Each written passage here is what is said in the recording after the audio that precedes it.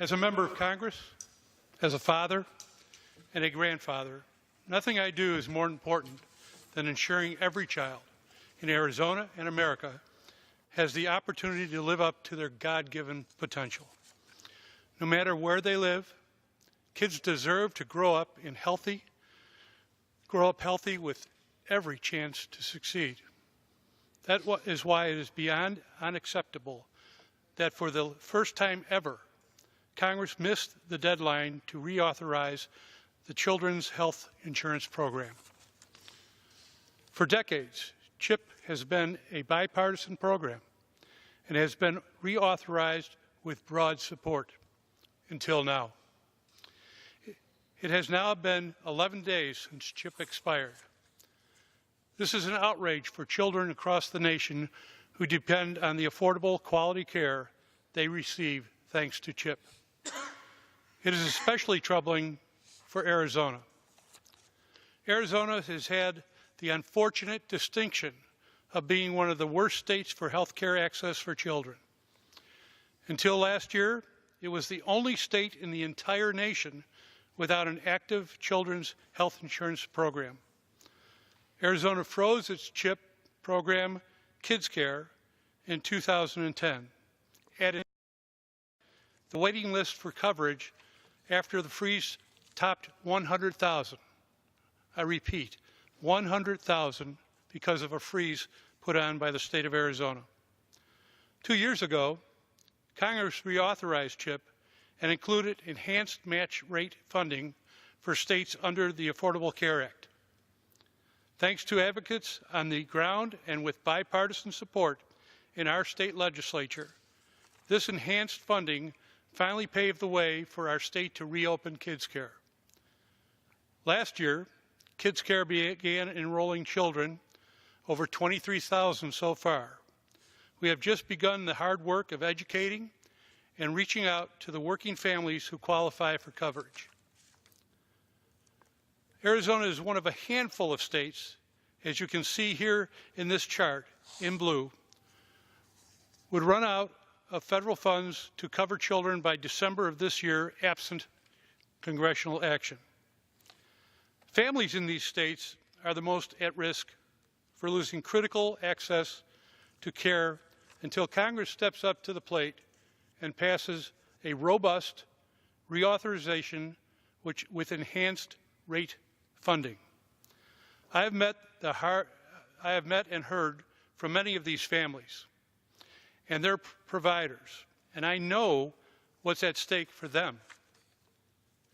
Kate Arnquist is a mother from Tucson, Arizona, whose 8-year-old son, Zachary, was approved for coverage through Kids Care last month.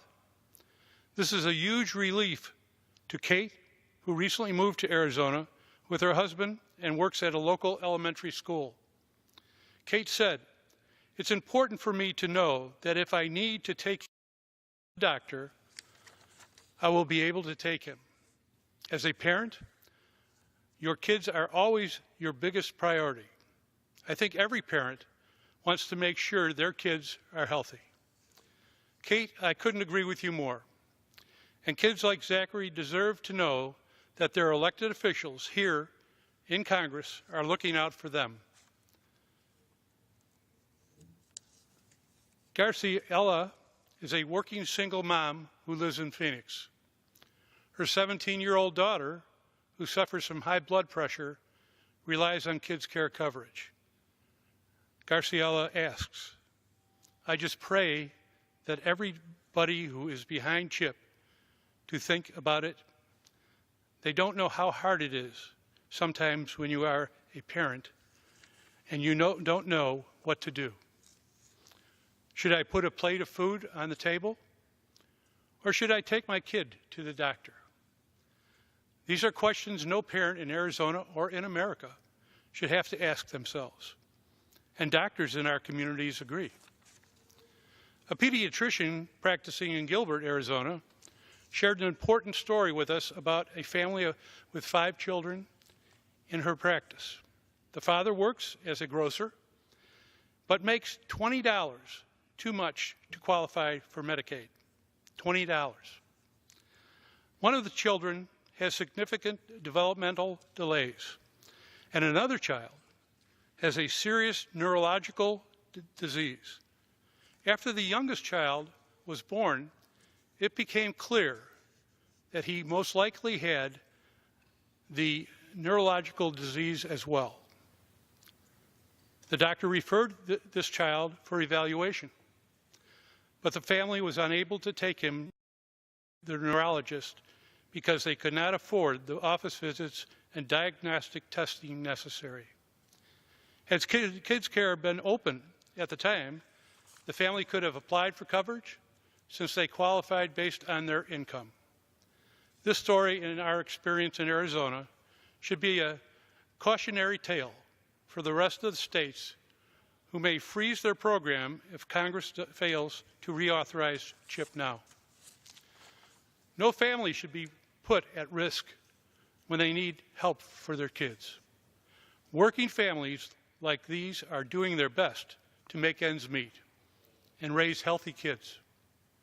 Reauthorizing CHIP isn't just the right thing to do morally, but the smart economic decision for our communities. I understand that when I was a Republican state legislator and fought for Kids Care. And I understand it now, here in Congress.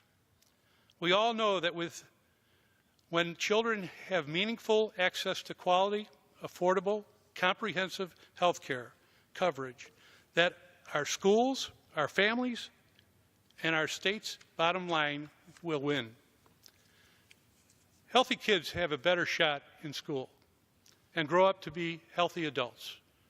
When we invest in them, we invest in their families, and we are investing in their futures and in our future. We must do better.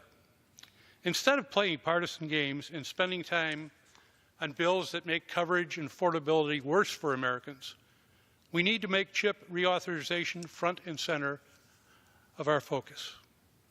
While I'm pleased that the Senate Finance Committee and the House Energy and Commerce Committee have started to take up action, it's past time to get a robust bill to the President's desk.